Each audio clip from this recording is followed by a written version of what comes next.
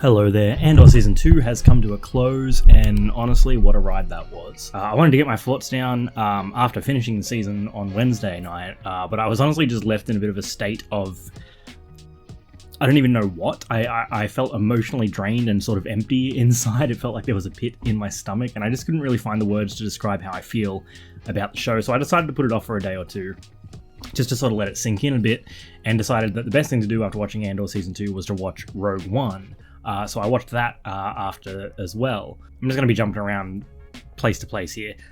In my opinion, though, I'm confident in saying that Andor is the best Star Wars TV show we've ever gotten in terms of quality, production design, writing, character. I don't think we'll ever get a show like this again from Star Wars if Tony Gilroy is not involved.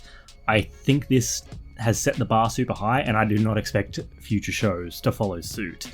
I think Andor really is going to be the lightning in a bottle of this franchise, and it just won't be replicated by anything else in the franchise. Andor, I think, isn't just like really great Star Wars TV to me, it is great TV. I think Tony Gilroy, who wrote this show, is a fantastic storyteller.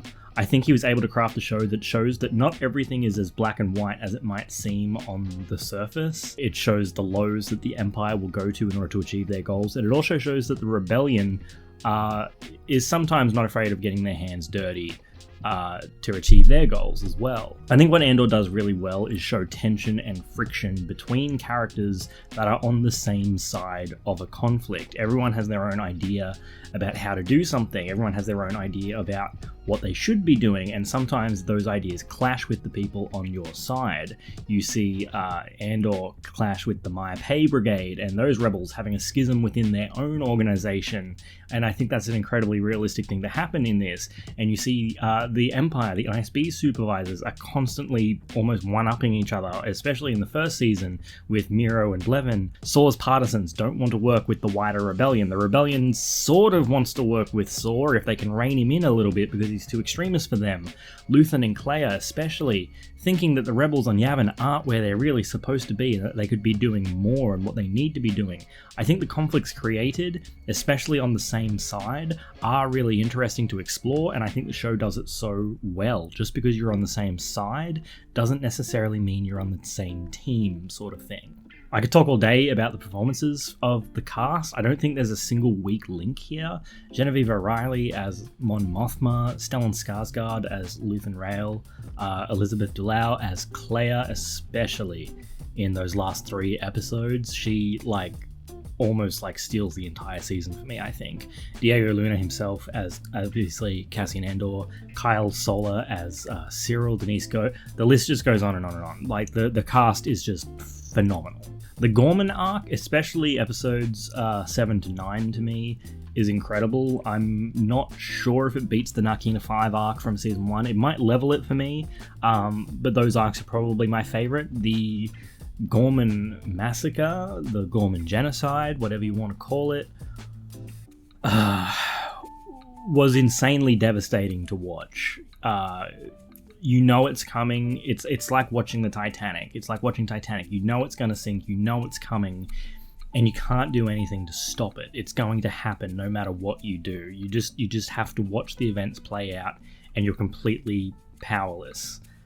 And it's horrifying. It's not a fun sequence to watch. People being mowed down like that, and the KX droids being set loose is a horror movie scenario all on its own. It's just powerful stuff.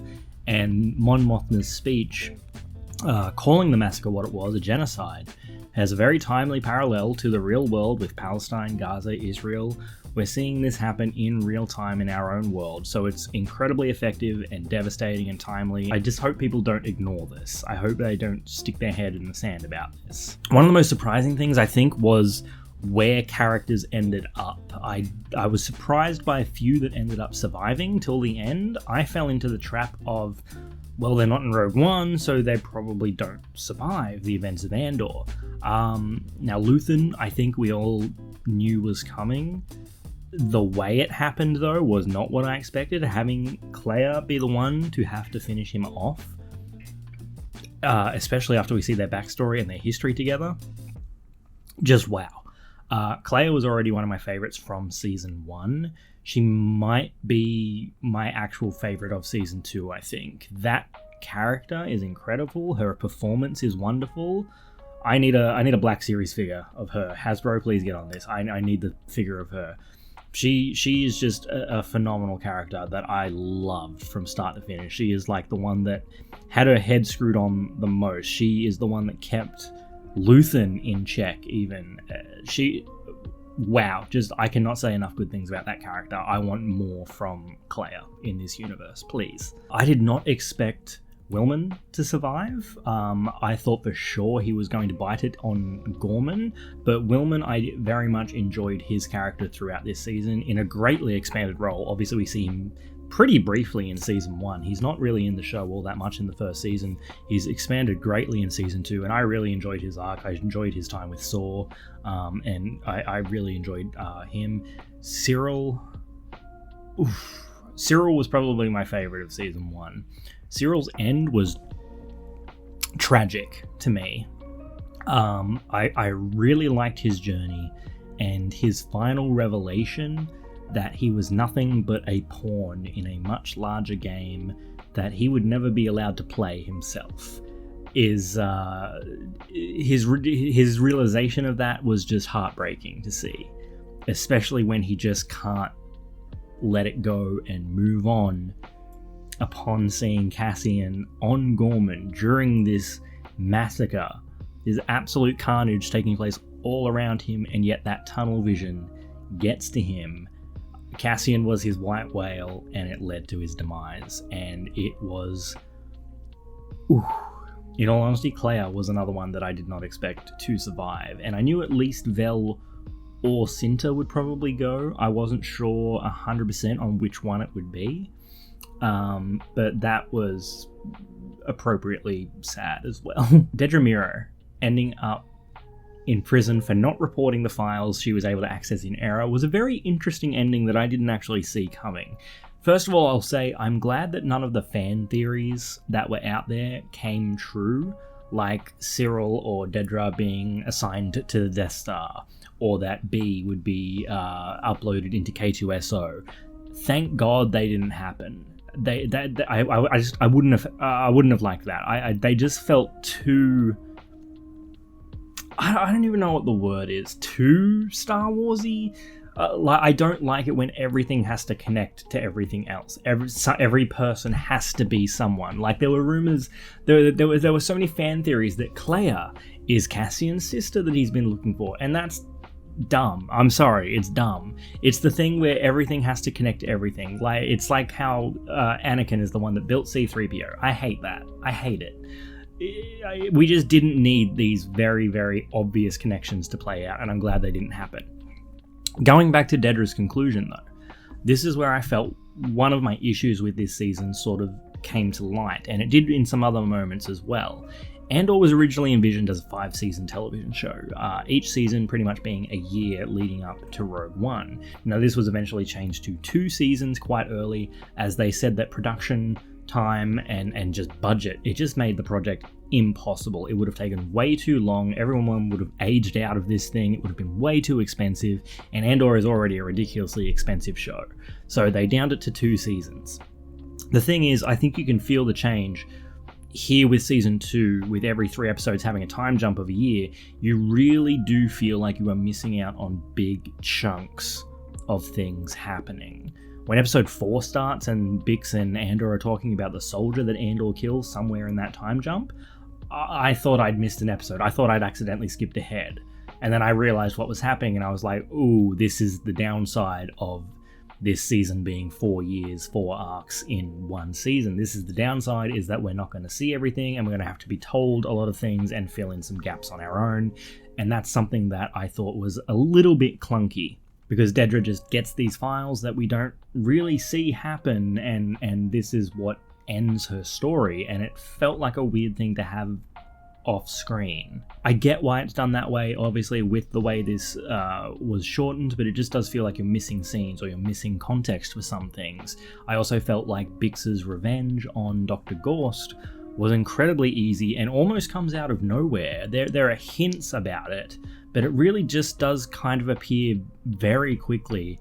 And it was probably my least favorite part of the season because it just felt too easy. It was satisfying in a way, but it just felt too easy because what this show does so well is it shows how difficult simple things are. You have an entire episode dedicated to the removal of a bug from an art show. And they play that out for a long time. They show that it's not easy. Everything had to go right for that to happen. And then this revenge plays out really fast at the end of one episode, and it felt like they had no issues. They waltzed in, they waltzed out. It just didn't really work for me. I could certainly nitpick other stuff. Nothing that's like ruining the show for me or anything like that. I could nitpick some stuff. I do think maybe Cassian stays with the Maya Pei Brigade for too long. When you realize he's there for 2 whole episodes and there's only 12 episodes and he spends 2 with these bumbling fools, that you feel like, well, could this time have been spent better somewhere else? I could certainly nitpick things like K2 getting shot a dozen times with 0 effect in Andor, and then getting downed by the same amount of blaster bolts in Rogue One, where suddenly they're super effective because the story needs them to be. Are they different power packs or specifically anti-droid weaponry? I don't know. You could headcanon your way out of it, but it is something that I noticed. I will say that after watching Rogue One right after, some of it I did see through a different lens after watching all of Andor. There are little bits and pieces, maybe bits of dialogue, little plot points in that do take on new meaning and a greater context within the world around it. So it does definitely enrich the experience, especially with Andor. But I will say it really didn't reinvent the movie for me. I heard people saying, "Oh, you're going to watch Andor through. It's gonna change Rogue One for you. It's going to be a different movie after you've watched all of Andor." And I just didn't really feel that at all, to be honest. There are parts of it where your ears will prick up at certain lines because they now have a bit more history to them. Cassian's character is greatly improved and developed now, but I still have the same issues with that movie. The first act, it feels very scattered. Characters like Jyn, Bodhi, and Baze are very undercooked and thin. It's still a really, really fun movie, but I don't think Andor, the show, is going to revolutionize the way I look at Rogue One like a lot of people are claiming. That's just my opinion though. Sure, I'll have more to say in the future, but for now, Andor was like the 10 out of 10, the S tier show for me. I loved it. Only a real few nitpicky hiccups for me, I think. I recommend this show to everyone. I do understand the pace of it can be very unappealing to some people. My girlfriend said she was even getting a little bit bored in the first couple of episodes, but to me, this is just my kind of show. I quite enjoy slow burn media. I'm already on my second rewatch of this. I've just finished episode 5 for the second time. But yeah, Andor honestly was a gift, and I don't think we're going to see the likes of this again. And that's okay. Not everything is going to be... well, I was going to come up with a food analogy, but I couldn't think of a food. Not everything is going to be a fine steak meal like this. You know, sometimes you want the McDonald's. You know, I don't know. But yeah, Andor, watch it if you haven't. Andor season 1, Andor season 2, and then watch Rogue One. You've got a fucking awesome trilogy of stuff to watch there. Anyway, go watch it if you haven't. If you don't, follow me here and on TikTok for more Star Wars stuff. I've got another Star Wars Black Series toy hunt in the works on the way for next weekend, I think it is. I'm going to Collecticon and we'll be looking out for some Black Series, trying to hunt down some stuff. That should be really fun. Make sure you check back for that. And yeah, thank you for watching, and may the Force be with you always.